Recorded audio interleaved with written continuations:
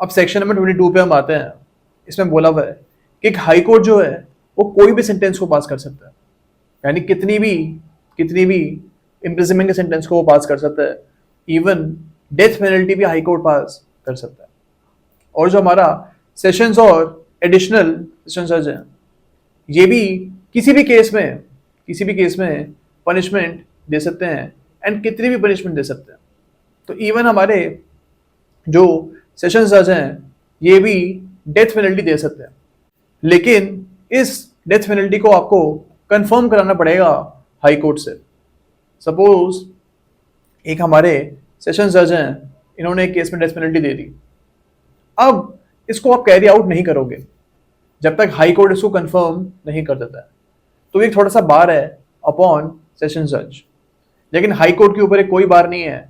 अगर high court ने किसी केस में डेथ पेनल्टी दे दी तो अगले दिन या जब अपील का पीरियड ओवर हो जाएगा, अगर कोई अपील फाइल नहीं हुई है इस हाई कोर्ट के जजमेंट के खिलाफ, तो फिर डेथ पेनल्टी जो है उस पर्सन को मिल जाएगी। यहाँ पे किसी की कंफर्मेशन की जरूरत नहीं है। अब सेक्शन नंबर 23 पे हम आते हैं। इसमें बोला हुआ है कि एक चीफ जुडिशियल मजिस्ट्रेट जो है, एक सीजीएम जो है, वो मैक्सिमम 7 ईयर्स तक की पनिशमेंट दे सकते हैं। ओके, एंड जो हमारे फर्स्ट क्लास मजिस्ट्रेट हैं ये मैक्सिमम 3 ईयर्स की पनिशमेंट दे सकते हैं। ओके, एंड इनके ऊपर एक फाइन की लिमिट भी दी हुई है कि ये 50,000 से ऊपर का फाइन नहीं लगा सकते हैं हमारे फर्स्ट क्लास मजिस्ट्रेट। लेकिन सीजीएम में आप देख रहे हो, सीजीएम के ऊपर ऐसा कोई बार नहीं है। सीजीएम कितने रुपए तक का भी फाइन लगा सकते हैं, एंड इवन हमारे जो सेशन जज हैं और हाई कोर्ट जो है वो भी कितने रुपए तक का भी फाइन लगा सकते हैं। लेकिन ये जो प्रिविलेज है ये फर्स्ट क्लास और सेकंड क्लास मजिस्ट्रेट के पास नहीं है। जो हमारे सेकंड क्लास मजिस्ट्रेट हैं इनके बारे में बोला हुआ है कि मैक्सिमम ये 1 ईयर तक की इम्प्रिजनमेंट दे सकते हैं। ओके, एंड इनके ऊपर बोला हुआ है कि he can not impose a fine more than 10,000। तो इनके ऊपर भी लिमिट लगा दी गई है कि मैक्सिमम 10,000 रुपए तक का फाइन ये लगा सकते हैं। ओके, अब सेक्शन नंबर 24 पे हम आते हैं। इसमें बोला हुआ है कि अगर आप फाइन पे नहीं कर रहे हो तो आपको कितनी सेंटेंस मिल सकती है। सपोज एक पर्सन है, इसको 3 ईयर्स की पनिशमेंट मिली है, 3 साल की पनिशमेंट इसको मिली है, एंड इसके साथ इसके ऊपर 10,000 रुपीज का फाइन भी लगाया गया। अब ए जो है ये 10,000 रुपए का फाइन नहीं पे कर रहा है। इस केस में सेक्शन नंबर 24 हमें बोलता है कि ए के ऊपर आप ये फाइन ना पे करने के लिए इसको आप पनिशमेंट दे सकते हो और इसको आप इम्प्रिजनमेंट भी दे सकते हो। ओके,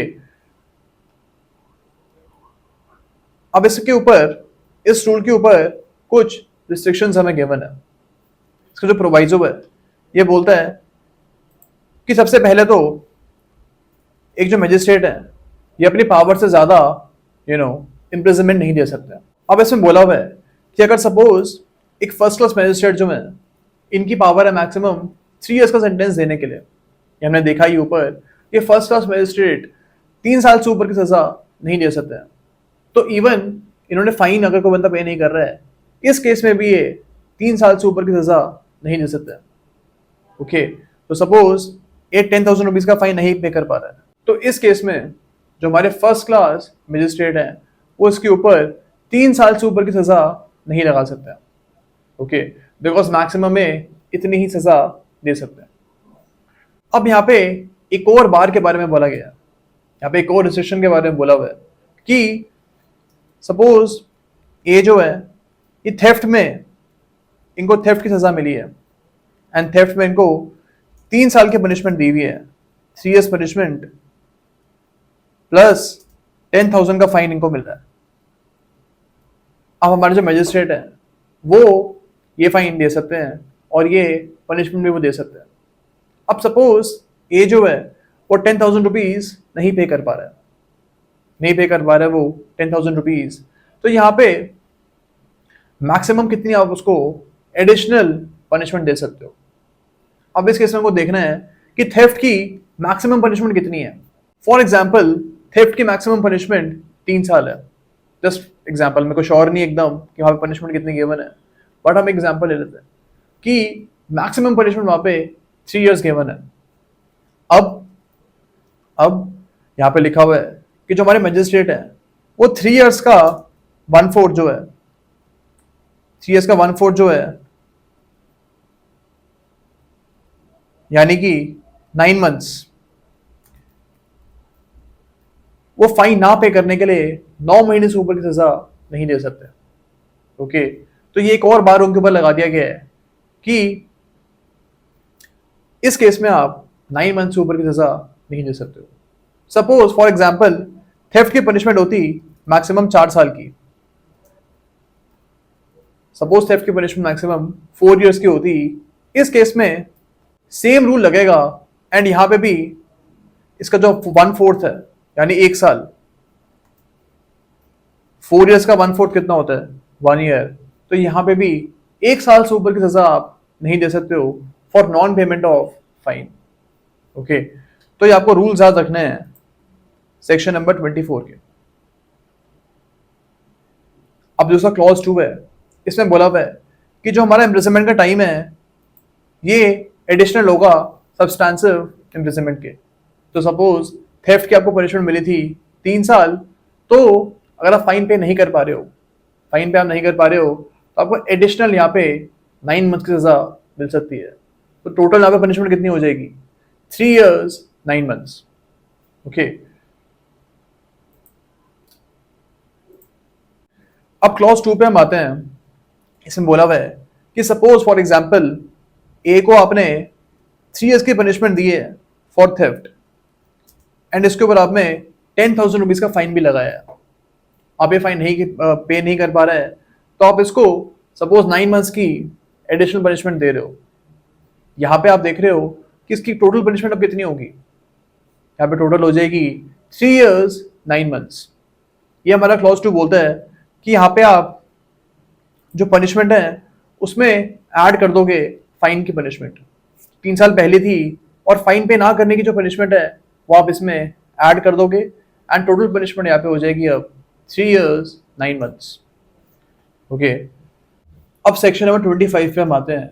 इसमें बात करी गई है एग्रीगेट पनिशमेंट के बारे में। अब सपोज एक केस है जहाँ पे एक ही ट्रांजैक्शन में 2 ऑफेंस कमिट हो रहे हैं। सपोज एक बंदा है, ये बी के घर में जाता है और थेफ्ट भी कमिट करता है ये, और ट्रेसपास भी कमिट करता है। यहाँ पे मान लेते हैं फॉर एग्जांपल कि जो हमारी थेफ्ट की पनिशमेंट है वो मैक्सिमम 3 years है और ट्रेसपास के मैक्सिमम पनिशमेंट 3 years है। अब अगर इस केस को फर्स्ट क्लास मजिस्ट्रेट सुनेंगे तो हमने पढ़ा है कि वो यहाँ पे मैक्सिमम 3 साल से ऊपर की सजा नहीं दे सकते हैं। तो यहाँ पे वो ऐसा नहीं कर सकते हैं कि थेफ्ट की भी मैक्सिमम दे दे और जो हमारा ट्रेसपास है इसकी भी मैक्सिमम पनिशमेंट वो दे दे, बिकॉज दोनों को मिला के 6 years बन जाते हैं, 3 + 3 6 साल बन जाएंगे। एंड यहाँ पे जो रूल हमने ऑलरेडी पढ़ा हुआ है उसके हिसाब से जो हमारे मजिस्ट्रेट है वो 3 साल से ऊपर की सजा यहाँ पे नहीं दे सकते हैं। बट यानी जो हमारे मजिस्ट्रेट ऑफ फर्स्ट क्लास है, बट जो सेक्शन नंबर 25 है ये बोलता है कि हमारे फर्स्ट क्लास मजिस्ट्रेट इस केस में मैक्सिमम 6 years की पनिशमेंट दे सकते हैं। ओके, इसका जो बी पार्ट है एक बार हम रीड करते हैं।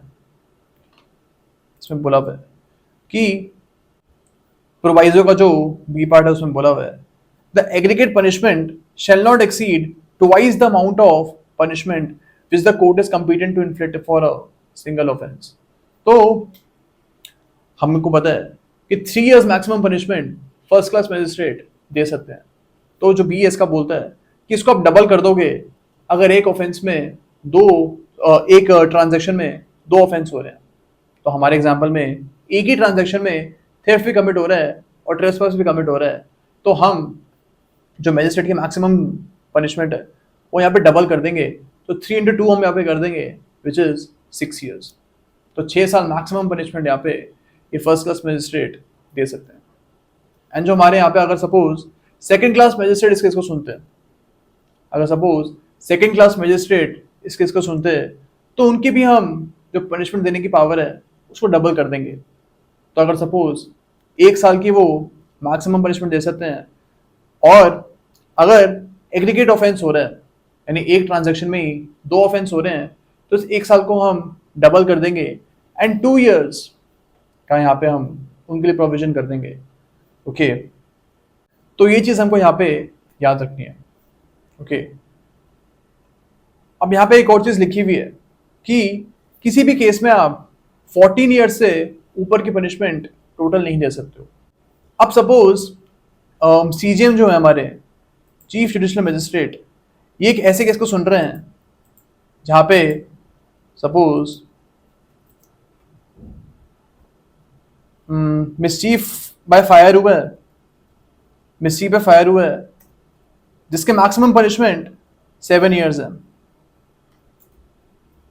ओके, एंड इसी सेम केस में साथ में यहाँ पे थेफ्ट भी कमिट हुआ है, और यहाँ पे आप देख रहे हो फॉर एग्जाम्पल ट्रेसपास भी कमिट हो रहा है। तो ये 3 ऑफेंसेस यहाँ पे कमिट हो रहे हैं।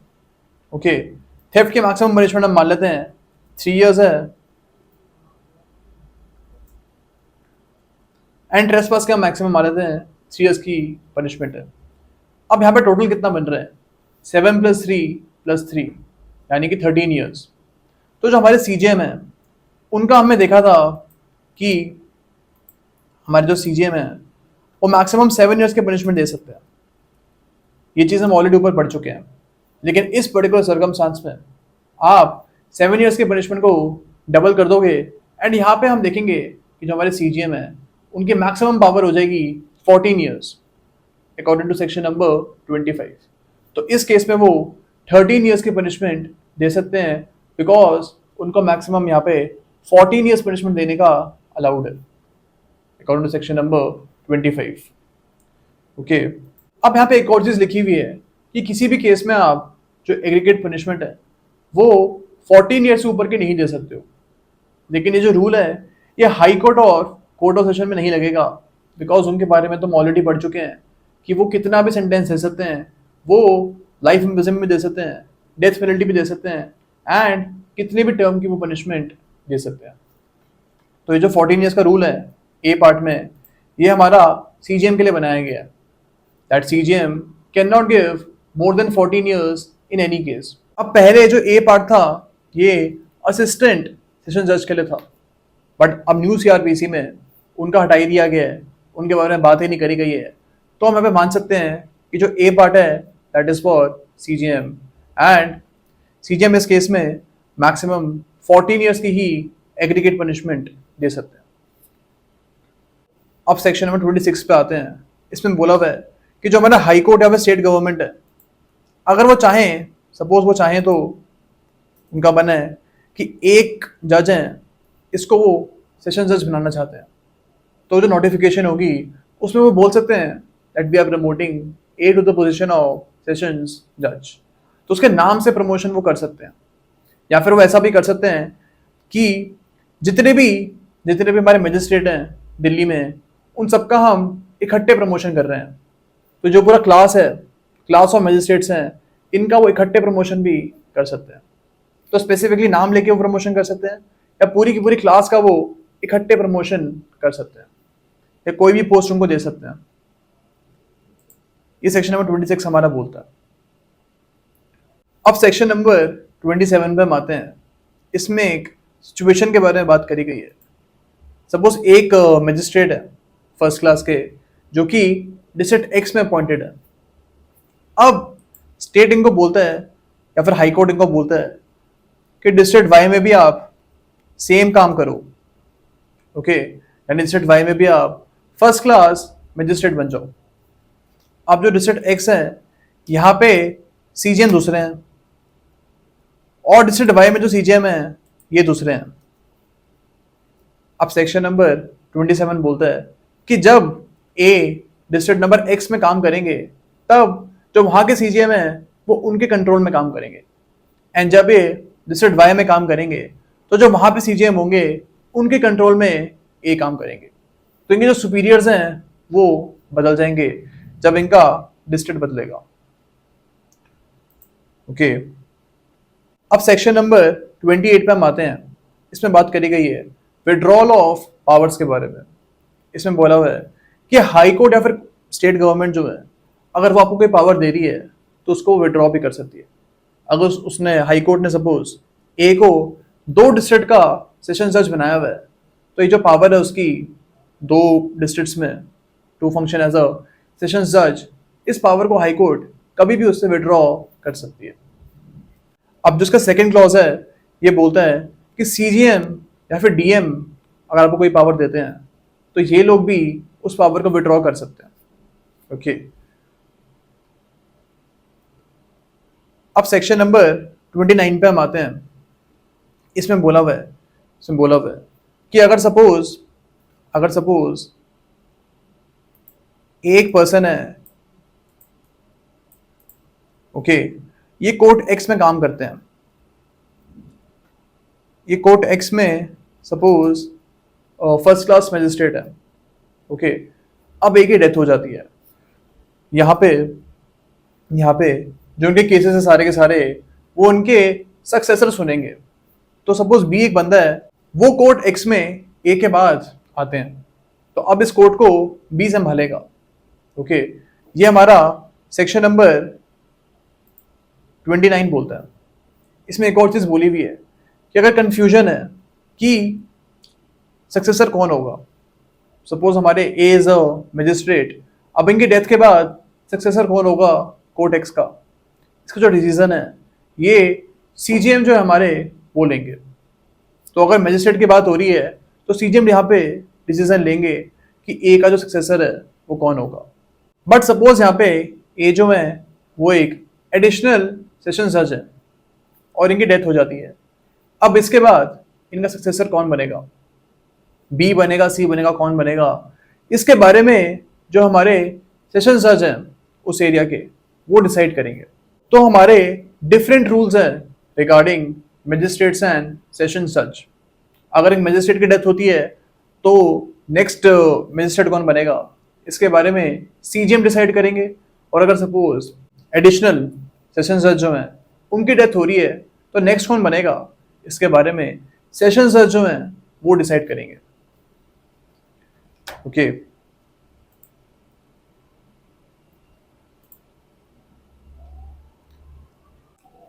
अब हम आते हैं चैप्टर नंबर 4 के ऊपर। इसमें सेक्शन नंबर 30 से हम स्टार्ट करते हैं।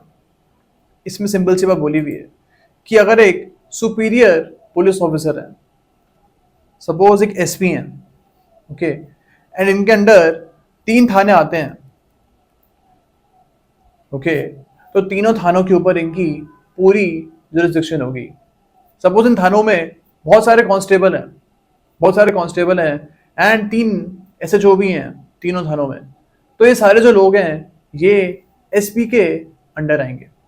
ओके, तो ये चीज़ हमको यहाँ पे याद रखनी है कि एक सुपीरियर पुलिस ऑफिसर की जो जुरिस्डिक्शन है वो काफ़ी वाइड है एंड इसके अंडर सारे जो हमारे फंक्शनरीज हैं, एसएचओ और कांस्टेबल्स, ये सारे एसपी के अंडर ही यहाँ पे आएंगे।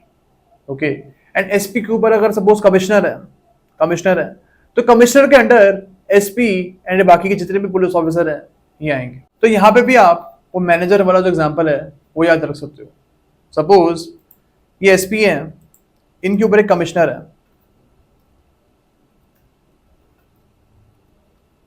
तो यहां बोल सकते हैं commissioner is the boss, SP is the manager and SP के अंडर जो भी कांस्टेबल वगैरह हैं दे आर द एम्प्लॉइज। तो एम्प्लॉइज जो हैं वो मैनेजर को आंसरेबल होंगे एंड दोनों manager and employees they will be answerable to the owner. Okay, तो यहाँ पे एक सुपीरियर्स की हायरार्की के बारे में बात करी गई है। अब एज सच ये सेक्शन जो है it's not very important. Even जो हमने ऊपर सेक्शंस पढ़े थे ना 27 से लेके 29 तक, वो भी बिल्कुल भी इंपॉर्टेंट नहीं है। बट प्रीलिम्स में वी नेवर नो वो कहाँ से क्वेश्चन पूछ ले, that is why we are covering every section. अब सेक्शन नंबर 31 पे हम आते हैं। ये बात करता है ड्यूटीज के बारे में। इसमें बोला हुआ है कि हर पर्सन की ये ड्यूटी होगी कि वो पुलिस ऑफिसर और मजिस्ट्रेट की हेल्प करें। इसका ये बोलता है कि अगर सपोज कोई बंदा भाग रहा है, पुलिस से भाग रहा है वो, और यहाँ पे अगर पुलिस आपको बोलती है इस बंदे को पकड़ने के लिए, तो आपको उनकी हेल्प करनी पड़ेगी, उनको आपको असिस्ट करना पड़ेगा।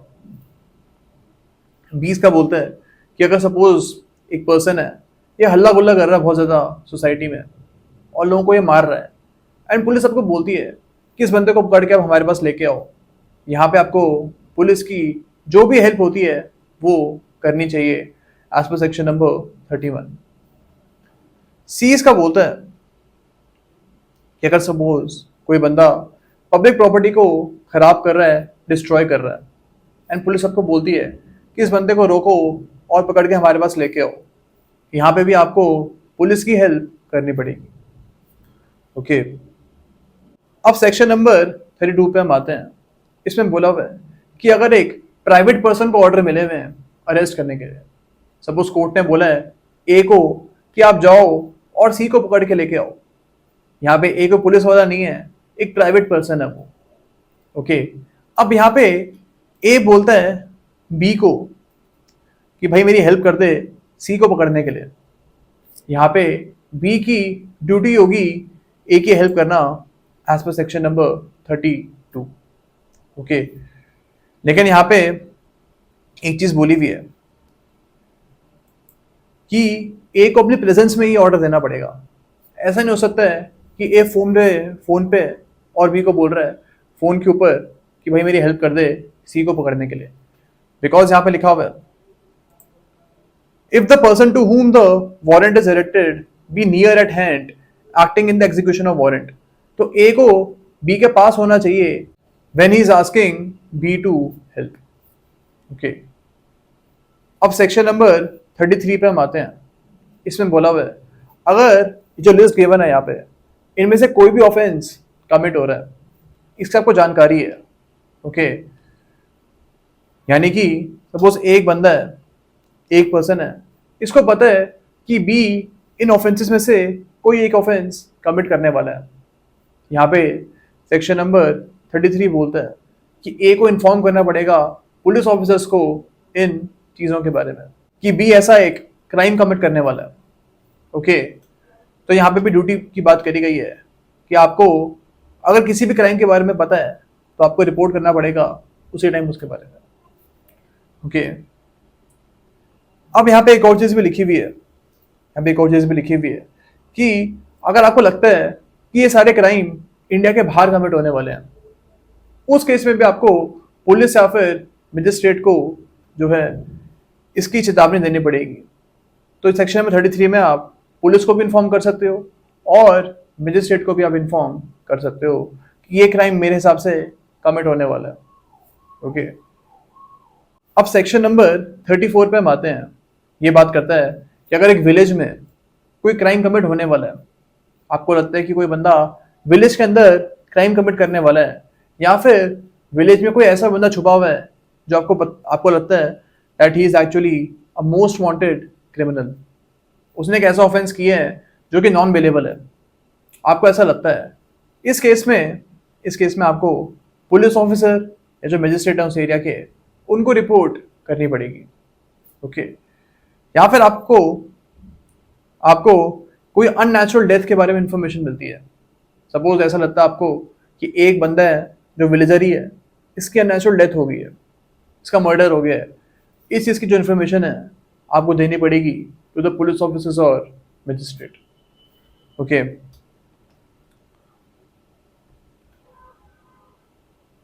या फिर आपको ये लगता है कि विलेज के अंदर कोई रॉबरर या फिर ठग छुपा हुआ है, आपको इस चीज़ की इन्फॉर्मेशन भी देनी पड़ेगी टू दीज अथॉरिटीज। तो यहाँ पे यही चीज़ों के बारे में बात करी गई है। As such it is not very important, but ये जो सिचुएशंस हैं इनको आप एक बार रीड कर लेना, बट एग्जाम के हिसाब से इनको आपको याद करने की ज़रूरत नहीं है। ओके